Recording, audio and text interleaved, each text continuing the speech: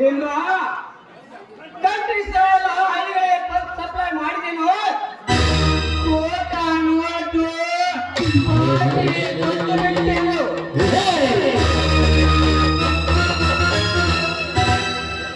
ಎಲ್ಲ ಮುಗಿಸೇ ಬಂದೇನ್ರಿ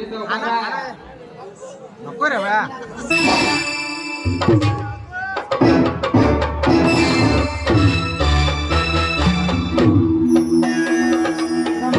ಶ್ರೀಮಂತರಿಗೆ ನಮಸ್ಕಾರ. ಓಹೋ ನಮಸ್ಕಾರ. ಎಂತ ಮಿಸ್ಟರ್ ಧನ್ರಾಜ್ ಎಂತ ಇಟ್ಟುಕೊಳ್ಳಿ. ಇರಲಿ ಇರಲಿ ಶ್ರೀಮಂತರೇ, ನಿಮ್ಮ ಮನೆಯ ಕೀರ್ತಿ ತರುವ ನನ್ನ ತಂಗಿ ಚೆನ್ನಾಗಿದ್ದಾಳೇನು? ಚೆನ್ನಾಗಿದ್ದಾಳೆ. ಅದೇಕೋ ನಿಮ್ಮ ತಮ್ಮ ನನಗೆ ಬಂದಿರಲಿಲ್ಲ, ಏನು ವಿಶೇಷ? ಏನು ನೌಕರಿ ಬೇಕಿಲ್ಲ? ಪ್ರಯತ್ನಕ್ಕಾಗಿ ತಮ್ಮಿಂದ ಒಂದು ದೊಡ್ಡ ಉಪಕಾರವಾಗಬೇಕಾಗಿದೆ. ಅದೇ ಹೇಳ್ಬಿಡಿ, ನಾನಿರುವುದೇ ನಿಮಗಾಗಿ. ತಮ್ಮಿಂದ ಮತ್ತೆ 20,000 ಹಣ ಬೇಕಾಗಿದೆ ಸಾವುಕಾರ್ರೆ.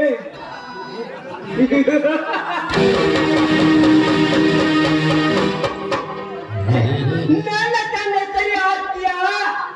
ಶ್ರೀಮಂತನೆಂದು ಹೊಗಳುತ್ತಿರುವ ನೀವು ಪ್ರಯತ್ನಿಸಲ ನನ್ನ ಹತ್ತಿರ ಹಣಕ್ಕಾಗಿ ಬಂದಿರಲ್ಲ, ಕೈ ಒಟ್ಟಿರಲ್ಲ, ನಾಚಿಕೆ ಬರೋದಿಲ್ಲ ನಿಮಗೆ. ನಿಮ್ಮ ಮನೆಗೆ ನಾವು ಕಾಲಿದ್ವಿ ಅಂತ ಮನಸ್ಸಿಗೆ ಬಂದಂತೆ ಹಾರಬೇಡಿ. ನಮ್ಮಣ್ಣನ ಮಾತಿಗೆ ಬೆಲೆ ಇದ್ರೆ ದುಡ್ಡು ಕೊಡಿ, ಇಲ್ಲದಿದ್ದರೆ ಬಿಟ್ಟು ಬಿಡಿ.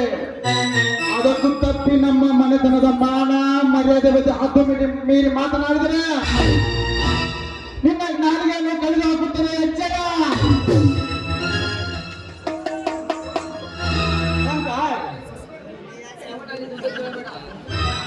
ಅಣ್ಣ, ಇವನ ಬಳಿ ದುಡ್ಡು ಬೆಳೆಯೋಣ, ನಡಿ ನಾವು ಮನೆಗೆ ಹೋಗೋಣ.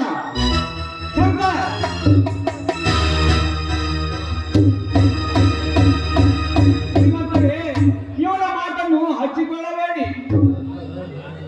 ನೀವು ಟೆನ್ಷನ್ ಕಾಯಿಲೆ ಅಲ್ಲ, ಟೆನ್ಷನ್ ಕಾಯಿಲೆಯಲ್ಲಿ 100 ಎಕರೆ ಮುಳುಗಿದ ಕಾರಣ ಈ ತರನಾಗಿ ಮಾತನಾಡಿದ್ದಾನೆ. ಕ್ಷಮಿಸಲಿ ಅವನನ್ನ ಮಾತನ್ನು. ನನ್ನ ಹೆಸರಿಗೆ ಕೀರ್ತಿ ಸಿಗಬೇಕಾದ್ರೆ ಕ್ಷಮಿಸಲೇಬೇಕಾಗುತ್ತದೆ. ಪಾಪ ಹುಟ್ಟ ಹುಡುಗ ಅಂದ್ರೆ ಮಾತಾಡಿದ್ರೇನಾಯ್ತು, ಅದಕ್ಕೆ ನಾನು ದೊಡ್ಡದು ಮಾಡಿಕೊಳ್ಳುವುದಿಲ್ಲ. ಭೂಮಿ ಉಳು ರೈತನ ಮಾತು ಮರಳಿ ಪಡಿಬೇಕಲ್ರಿ ಧರ್ಮರಾಜ ಅವ್ರ.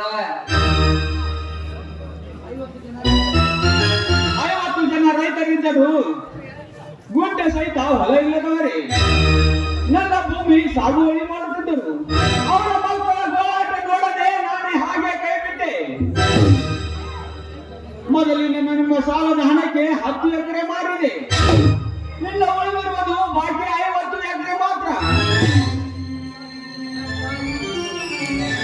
ಹೋದಪ್ಪ ನೀನು ಲೆಕ್ಕಾಚಾರಿ ಹೊಗಳು ಬಿಟ್ಟಿದ್ದೇವೆ. ಏನಿದೆ ನಿನ್ನ ಕೆಲಸ? ಬಗಳಿಗೆ ಅಂದ್ರೆ ನನ್ನ ಬಾಯಿ ಕೈದಾಗಿದ್ರಿ ಏನ್ ಮಾಡ್ಲ? ಯಾರವರು? ರೀ ಸಸಿಕಾಂತಪ್ಪನವ್ರ. ನಿಮ್ಮ ಅವನು ಎಲ್ಲಿದ್ದಾನೆ? ಅವನನ್ನು ಕರೆದುಕೊಂಡು ಬನ್ನಿ. ಆಯ್ತು ಸೌಕರ್ಯ.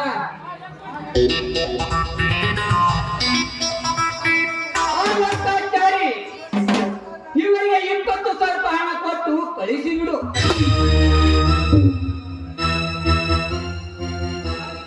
ಆದ್ರೆ ಸೌಕರ್ಯ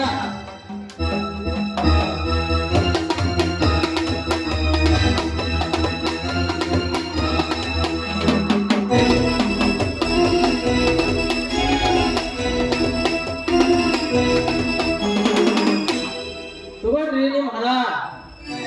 ನನಗೆ ಕಡಿಮೆ ಮಾಡಿದ್ರೆ ಸಾಕ. ಆ ಮಾಡೋದಕ್ಕೆ ಸರಿ ಮುಗಿಸ್ಬೇಕು ಅನ್ನೋದು ನನಗೆ ಚೆನ್ನಾಗಿ ಗೊತ್ತೈತ. ಹಾ ಧರ್ಮರಾಜ, ಈಗ ಸುತ್ತಾತಲು ನಿಮ್ ತಮ್ಮನ ಬುದ್ಧಿ ಹೇಳೋಗ. ಆಯ್ತು ಶ್ರೀಮಂತರೇ, ನಾನಿನ್ನು ಬರ್ತೀನಿ.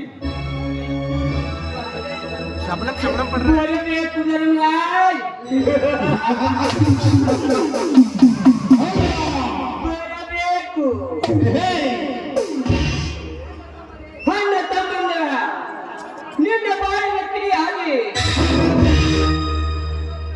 ನಿನ್ನ ಜ್ಯೋತಿ ಬೆಳಗಿಸುತ್ತಿರುವ ಮಗಳು ಕನಸು ಕಾಣುತ್ತಿರುವೇನು? ನಾನು 20 ಹಣದಿಂದಲೇ ತಮ್ಮ ಬಾಳಿನ ಕಿಡಿಯಾಗಿ ನನ್ನ ತಂಗಿ ನಿನ್ನ ಮನೆಯ ಸಜೆಯಾಗಿ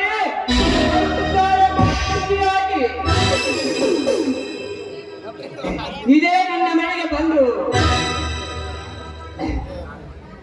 ಕಿರುಕಳಲ್ಲಿ ಮಾತಾಡಿದಲ್ಲ ಶಂಕರ್, ನಿನ್ನನ್ನು ಕೈಲಾಸಕ್ಕೆ ಕಳಿಸಿ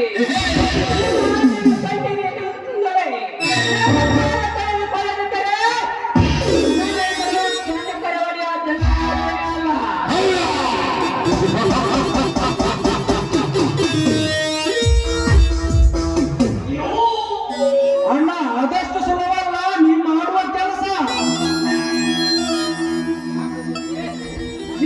ಯಾಕೆ ಕನಸು ಕಾಮರೆಂದು ನಾನಲ್ಲ, ನೀವು ಧರ್ಮದ ಹಾದಿಯಲ್ಲಿ ನಡೆಯುವ ಜನರಿಗೆ, ಧರ್ಮದ ಹಾದಿಯಲ್ಲಿ ನಡೆಯುವ ಅವನ ಮನೆ ಮುರಿಯಬೇಕೆಂಬ ನಿನ್ನ ನಿರ್ಧಾರ ನಾನೇ ಮುರಿಯುತ್ತೇನೆ.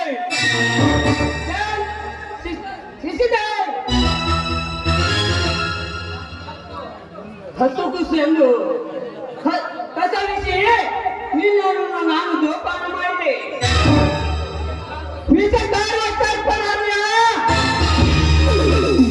ಕಚ್ಚಬಾರದೆಂದು ಹೆಣಬಿಚ್ಚಿ ನಡೆದರು.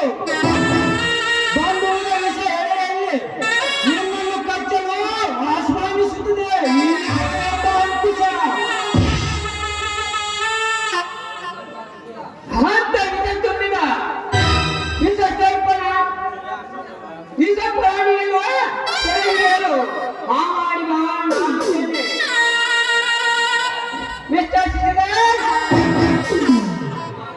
ಹಬ್ಬ ಮಾಡೋದ್ರಿಂದ ಇದೊಂದು ನಿನ್ನನ್ನು ಸುಮ್ಮನೆ ಬಿಡುತ್ತೆ.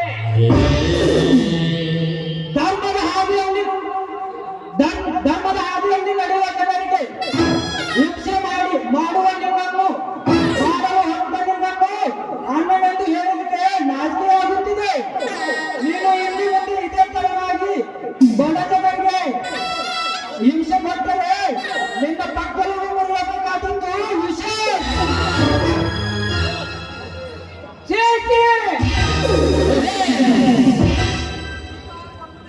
ದೀಪ ಆಡುವ ಮುನ್ನ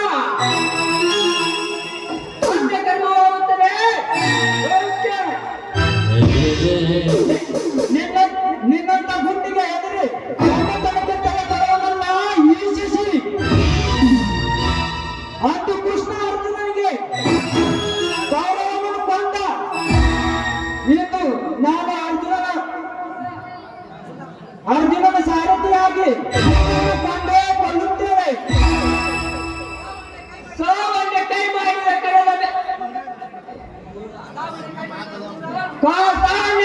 ಕೈ ಮಾಡಿದ ಸೂರ್ಯ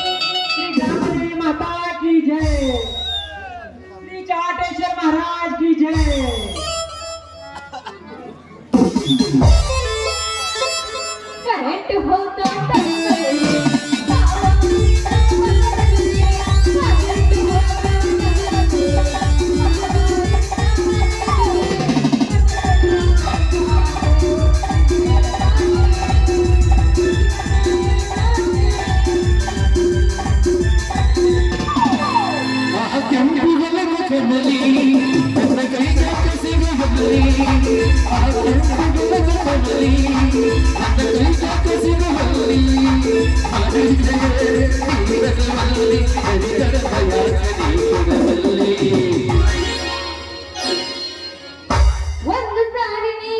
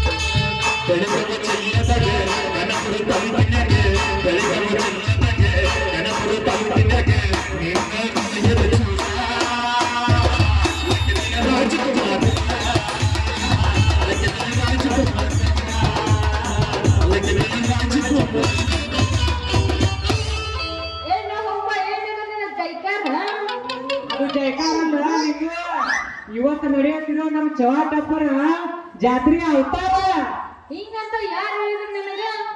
ನೋಡು ನಿಂಗು ನಮ್ಮ ಹಿರಿಯರ ಕಾಲದಿಂದ ಬಂದಿದ್ದಿದ ನಮ್ಮ ಹಿರಿಯರನ್ನ ಹೇಳಿದ್ದಿದಲ್ಲ. ಮತ್ತ ಆ ಚಿದಾನಂದ ಸ್ವಾಮಿ ಅಲ್ಲ ನಿಂಗು ಚಿದಾನಂದ ಸ್ವಾಮಿಗಳು ಹೇಳಿದಾರ. ಆದ್ರ ನಿನಗೆ ಇನ್ನೊಂದು ಕವಾಡ ಹೇಳ್ತೇನೆ ಕೇಳ. ಈ ನಮ್ಮ ದೇವ್ರ ಜಾತ್ರೆದ 5 ದಿವಸ ನಾವು ಗಾಡಿ ಓಡಿಸಂಗಿಲ್ಲ, ಉಳಾಗ ಚಪ್ಪಲು ಹಾಕಂಗಿಲ್ಲ. ಮತ್ತ ನಮ್ಮ ದೇವ್ರ ಇಷ್ಟು ಕಡಕ್ ಅದಲ್ಲ, ಯಾರು ಬೇಕಾದವ್ರು ಬೇಡಿಕೆ ಬೇಡ್ಲೆ ಅದನ್ನ ಒಂದು ವರ್ಷದೊಳಗ ಅದನ್ನ ಪೂರಾ ಮಾಡೋ ಅಷ್ಟ ದೈವ ಶಕ್ತಿ ನಮ್ಮ ದೇವರಲ್ಲಿ ಐತೆ. ನಿಂಗು ಏನ ನೀ ಏನಾರ ನಮ್ಮ ದೇವ್ರ ಕಡೆ ಬಂದ್ರ ನಿನಗೆ ಏನು ಬೇಕಾದ ನಮ್ಮ ದೇವ್ರ ಆಶೀರ್ವಾದ ಕೊಡ್ತಾನ ನೋಡು. ಹಾಗಾದ್ರೆ ನಾನು ಒಂದು ಚರಿತ್ರೆ ಹೇಳ್ತೀನಿ ಕೇಳ. ಈ ಚರಿತ್ರೆಯಲ್ಲಿ ತಮ್ಮದೇ ಆದ ಬೆಳವಣಿಗೆ ಬೇಕಂತ ಜನ ಅಂದುಕೊಂಡಾರಂತ. ಹೌದು, ಅದು ಕರೆ ಐತಿ. ಮತ್ತ ಈಗ ಬಿಡ್ರಮ್ಮನ ಜಾತ್ರೆ ಹೋಗೇ ಬಿಡೋಣ. ಅದು 2ನೇ ದಿವಸ ಜಾತ್ರೆ ಹೋಗೋಣ. 2ನೇ ದಿವಸದ ಜಾತ್ರೆಗೆ ಯಾಕೆ ಗೊತ್ತೈತಿ? ನಮ್ಮ ಮಾಮನ ಮಗ ಬಸ್ಸು ಅನ್ನಲ್ಲ, ಅವ ಹಾಸ್ಯ ಪಾತ್ರ ಮಾಡಿದಾನ. ನಾಟಕ ಭಾರಿ ನಾಟಕ. ನಮ್ಮ ಬಸವೇಶ್ವರ ತರುಣ ನಾಟಕ ಸಂಘ ಹಿಂಗೈತ 16-17 ನಾಟಕ ಮಾಡಿದಾರ. ಅದನ್ನ ನಾಟಕ ನಾಳೆ ಕುಂತ ಆರಾಮ ನಿಂತು ಬರೋಣ. ನೀವು ಬರ್ಬೇಕಾ ಎಲ್ಲಾರು? ಅಲ್ವಾರು ನಡಿ ಹೋಗೋಣ. ಕಿವಿಯ ಚುಮುಕಿ ಎಲ್ಲರ ತಂದೆಯ ಹುಡುಗಿ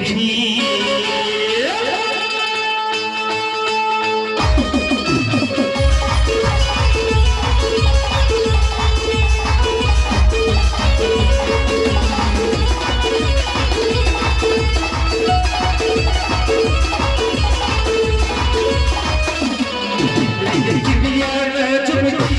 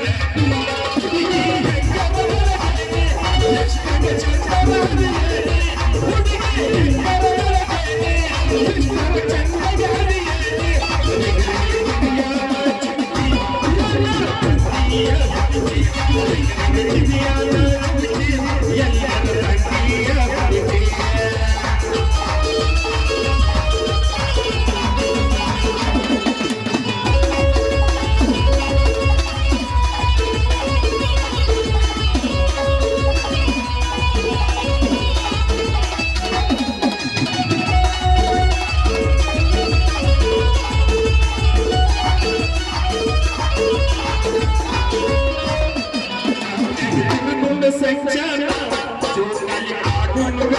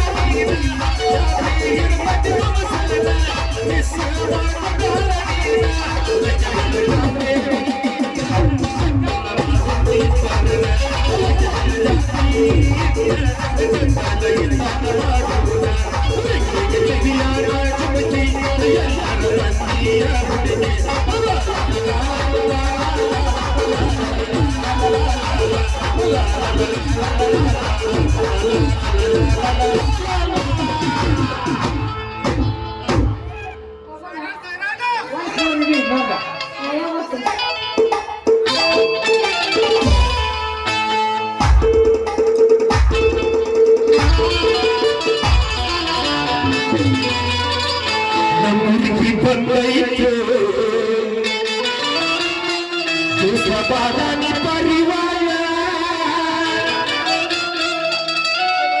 ಭವಾನಿ ಪರಿವಾರ ನನ್ನನ್ನು ದೀನ